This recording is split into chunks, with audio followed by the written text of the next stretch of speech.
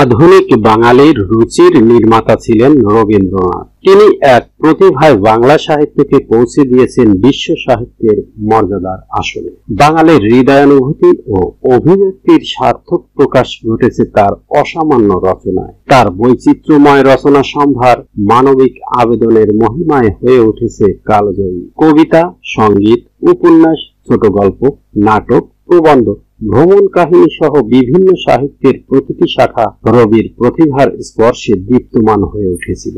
এমনকি জীবনের শেষ পর্যায়ে তিনি গভীর আগ্রহে চিত্রকলার চর্চাও শুরু করেন, যেসব কাজের দাহ আর দীপ্তি ভারতীয় উপমহাদেশের চিত্রকলায় বিভিন্ন মাত্রা সংযোজন করেছে। বহুমুখী প্রতিভার আলোচনায় যেন কবিগুরু রবীন্দ্রনাথ ঠাকুর বাংলা সাহিত্য ও সংস্কৃতিকে উদ্ভাসিত করেছিলেন রবির কিরণের মতোই। কবিগুরুর প্রিয় ঋতু ছিল বর্ষা। অজস্র রচনায় বাংলার বর্ষাকে তিনি অনিন্দ্য সৌন্দর্যে ফুটিয়ে তুলেছিলেন।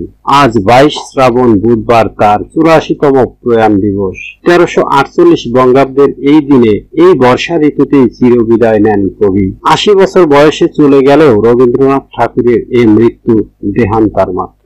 বাংলা ভাষা ও সাহিত্যের অনেক কিছুরই প্রথম রূপকার তিনি। তার হাত ধরেই বাংলা সাহিত্য নতুন যুগের সৃষ্টি হয়। বাংলা গদ্যের আধুনিকায়নের পথিকৃৎ রবি ঠাকুর ছোট গল্পেরও জনক। গল্পে, উপন্যাসে, কবিতায়, প্রবন্ধে নতুন নতুন সুরে ও বিচিত্র গানের বাণীতে, দার্শনিক চিন্তা সমৃদ্ধ প্রবন্ধে, এমনকি চিত্রকলায়ও রবীন্দ্রনাথ চিরনবীন, চির অমর। রবীন্দ্রনাথ আজও আমাদের মন মানসিকতা গঠনের চেতনার উন্মেষের প্রধান অবলম্বন। আমাদের জাতীয় সঙ্গীতের পাশাপাশি বাংলাদেশ নামের বানানটিও আমরা রবীন্দ্রনাথের কাছ থেকে পেয়েছি।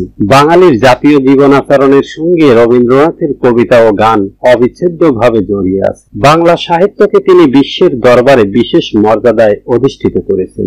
গীতাঞ্জলি কাব্যগ্রন্থের মাধ্যমে তিনি প্রথম এশীয় হিসেবে 1913 সালে সাহিত্যে নোবেল পুরস্কার লাভ করেন। দেশজ শিক্ষা ব্যবস্থা বিকাশের লক্ষ্যে তিনি গড়ে তোলেন শান্তিনিকেতন ও বিশ্বভারতী বিশ্ববিদ্যালয়। তিনি একজন সমাজ সংস্কারক ছিলেন। 22 শ্রাবণ উপলক্ষে বিভিন্ন সংগঠন নানা কর্মসূচি পালন করছে।